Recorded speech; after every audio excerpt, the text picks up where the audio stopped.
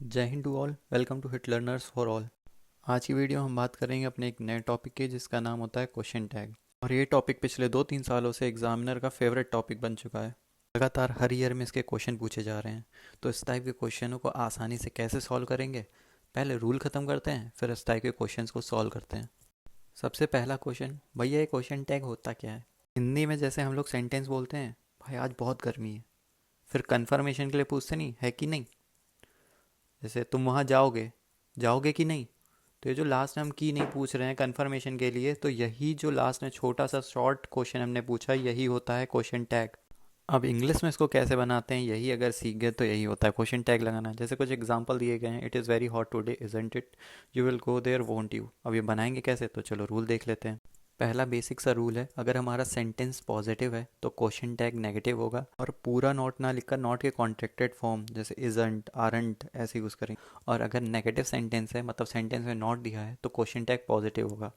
कभी कभी तो नेगेटिव सेंटेंस हम डायरेक्ट पहचान लेंगे कि नॉट दिया है, और कभी कभी क्या होगा उसमें नेगेटिव सेंस वाले वर्ड से पहचानेंगे। जैसे नेवर दिया है तो क्वेश्चन टैग पॉजिटिव, रेयरली दिया है, हार्डली दिया है, बेयरली दिया है, स्कार्सली दिया है, सेल्डम दिया है, नो वन दिया है, नो दिया है, नोबडी दिया है, नन दिया है, नथिंग दिया है, फ्यू दिया है, लिटिल दिया है, ये सारे वर्ड्स दिख जाएं तो समझ लेना कि भैया हमारा जो सेंटेंस है वो नेगेटिव है, और इसका जो क्वेश्चन टैग बनेगा उसमें नॉट नहीं आएगा, वो पॉजिटिव में बनेगा। फिर जो टैग क्वेश्चन होता है वो हेल्पिंग वर्ब से स्टार्ट करते हैं। जो शॉर्ट क्वेश्चन लगाते हैं टैग क्वेश्चन, वो हेल्पिंग वर्ब से स्टार्ट करते हैं। हेल्पिंग वर्ब वही इज़, एम, आर, वॉज, वर वगैरह वगैरह। जैसे बगल में पहला एग्जांपल दिया है, Ram is my best friend. अब इसका क्वेश्चन टैग बनाना है, तो सेंटेंस पॉजिटिव में कहीं नॉट नहीं दिख रहा, तो इसका जो क्वेश्चन टैग बनेगा वो हेल्पिंग वर्ब इससे स्टार्ट हुआ, नॉट के कॉन्ट्रैक्टेड फॉर्म का यूज़ किया गया तो इजंट हो गया, फिर सब्जेक्ट राम के अकॉर्डिंग ही लगा दिया गया। और दूसरा एग्जांपल है, सीता वॉज नॉट देयर, तो ऑलरेडी नेगेटिव है तो हमने हेल्पिंग वर्ब से स्टार्ट किया केवल वॉस, फिर उसके बाद सीता के अकॉर्डिंग सब्जेक्ट सी लगा दिया। अगला example, he is seldom absent.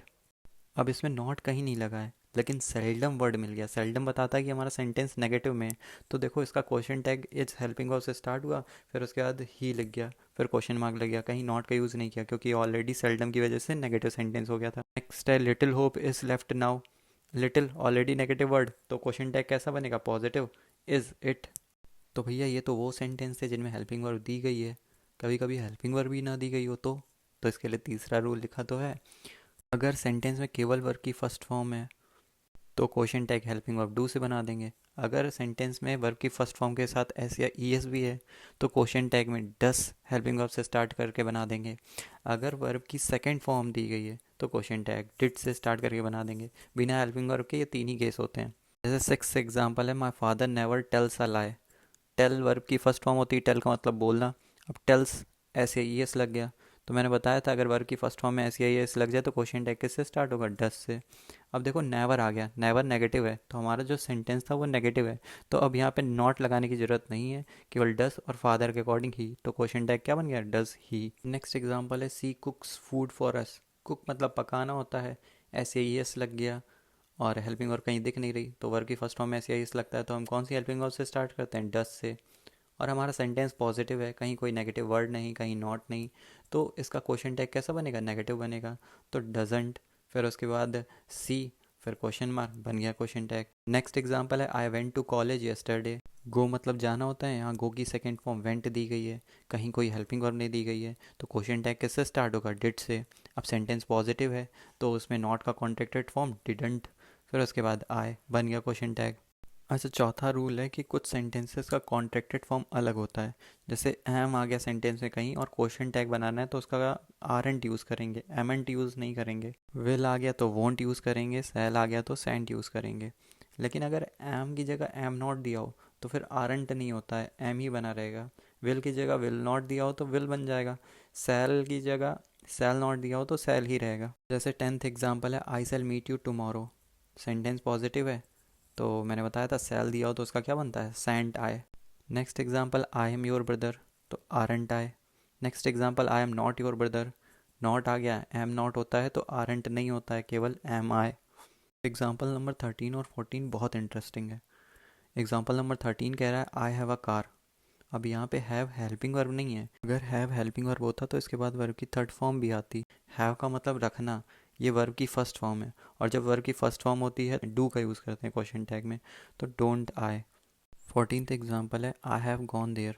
यहाँ पे हैव के बाद वर्ब की थर्ड फॉर्म आई है, तो इसका मतलब हैव यहाँ पर हेल्पिंग वर्ब की तरह काम कर रहा है, तो क्या बन जाएगा, हैवंट आई। तो ये हो गया क्वेश्चन टैग्स के कुछ बेसिक रूल्स। अब कुछ एडवांस रूल्स की बात कर लेते हैं। तो पहला रूल है कि अगर हमारा कोई इम्परेटिव सेंटेंस है और इम्परेटिव सेंटेंस में भी केवल दो, वो जो वर्ब की फर्स्ट फॉर्म से स्टार्ट हो या वो जो लेट से स्टार्ट हो, तो हम क्वेश्चन टैग में अपने मन से कुछ भी यूज़ कर सकते हैं। Will you, won't you, can you, can't you, would you, इनमें से सब कुछ नहीं, इनमें से हम अपने मन से कुछ भी यूज़ कर सकते हैं। जैसे एग्जांपल है ओपन द डोर, तो will you, would you, can you, can't you, जो यूज़ करना करो, इनको याद कर लो, इन्हीं में से यूज़ कर दो। जैसे अगला एग्जांपल है let him dance, will you. Next type है अगर हमारा सेंटेंस इम्परेटिव का नेगेटिव वाला है, मतलब डोंट से स्टार्ट होने वाला है, तो इसका क्वेश्चन टैग फिक्स है, इसमें केवल विल यू का यूज़ करेंगे। जैसे डोंट वरी, तो इसका क्वेश्चन टैग क्या बनेगा, विल यू। तीसरा एक रूल है अगर हमारा सेंटेंस लेटस या लेट्स से स्टार्ट हो, तो इसका क्वेश्चन टैग भी फिक्स है, वो बनता है शैल बी। जैसे एग्जांपल है लेटस गो, तो इसका क्वेश्चन टैग हो जाएगा शैल बी। अगर हमारे सेंटेंस में every one, everybody, no one, none, each, every, anybody, somebody, nobody दिया गया हो और इनके साथ हेल्पिंग वर्ब सिंगुलर की लगी होगी, लेकिन जब हम क्वेश्चन टैग बनाएंगे तो इनकी हेल्पिंग वर्ब प्लूरल कर देंगे और सब्जेक्ट की जगह पर दे का यूज़ करेंगे। जैसे एग्जांपल है एवरी वन हैज़ कम, तो हैज़ सिंगुलर की हेल्पिंग वर्ब होती है, प्लूरल की क्या लगता है, हैव, तो हैव लगा दिया। सेंटेंस पॉजिटिव था तो नॉट का कॉन्ट्रैक्ट फॉर्म एन टी भी लगा दिया।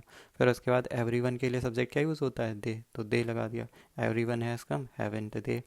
फिर अगला रूल है कि अगर हमारे सेंटेंस में एवरीथिंग, नथिंग, एनीथिंग, समथिंग आता है, तो इसमें सब्जेक्ट के लिए क्या यूज़ करेंगे, इट यूज़ करेंगे और इसमें सिंगुलर हेल्पिंग वर्ब भी रहने देंगे। जैसे एवरीथिंग इज़ फाइन, इज़, अब सेंटेंस पॉजिटिव था तो नॉट का कॉन्ट्रैक्टेड फॉर्म इजंट, फिर उसके बाद इट, क्योंकि सब्जेक्ट क्या यूज़ करेंगे, इट।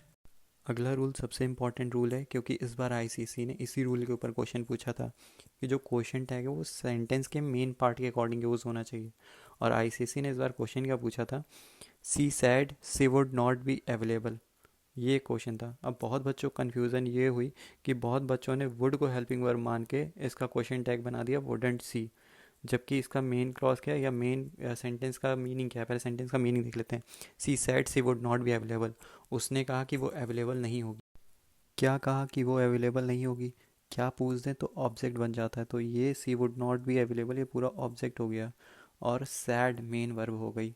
अब सैड वर्ब की सेकंड फॉर्म है तो सैड के अकॉर्डिंग क्या लगता है, अभी बताया था, डिड लगता है। पूरा सेंटेंस पॉजिटिव है, पहला वाला सी सैड वाला, वुड नॉट वाला मत देखो। पहला सेंटेंस पॉजिटिव है तो पॉजिटिव के अकॉर्डिंग नॉट का कॉन्ट्रैक्टेड फॉर्म डिडंट, फिर उसके बाद सी। चलो अब कुछ पी वाई क्यूज़ देख लेते हैं। पहला पी वाई क्यू तो अभी समझा दिया, पहले पी वाई क्यू का आंसर क्या हो जाएगा, ऑप्शन सी, डिडंट सी। दूसरा पी वाई क्यू क्या था, Arun and Nikhil had climb the mountain, helping verb क्या हो गई, हैड, पूरा सेंटेंस पॉजिटिव, कहीं नेगेटिव नहीं, तो हैड प्लस नॉट का कॉन्ट्रैक्टेड फॉर्म हैडंट। फिर उसके बाद अरुण एंड निखिल दो लोग हैं तो दे, आंसर कौन सा सही हो जाएगा, सी ऑप्शन। अब नेक्स्ट क्वेश्चन क्या है, ये सैम्पल पेपर में आया था आईसीएसई 2025 में जो रिलीज़ हुआ था। Yesterday was so much fun, helping verb क्या है, वॉज, और पूरा सेंटेंस पॉजिटिव में है, तो वॉज तो लगेगा ही, उसके साथ नेगेटिव नॉट का कॉन्ट्रैक्टेड फॉर्म एन टी भी लगेगा, तो वॉजेंट किस ऑप्शन में, केवल एक ही ऑप्शन है, चौथा ऑप्शन, तो आंसर कौन सा करेक्ट हो जाएगा, फोर्थ ऑप्शन। तो आई होप कि अब पूरा टॉपिक क्लियर हो गया होगा। फिर भी अगर कोई डाउट बचता है तो कमेंट सेक्शन में आप पूछ सकते हो। मिलते हैं नेक्स्ट वीडियो में नेक्स्ट टॉपिक के साथ, तब तक के लिए जय हिंद।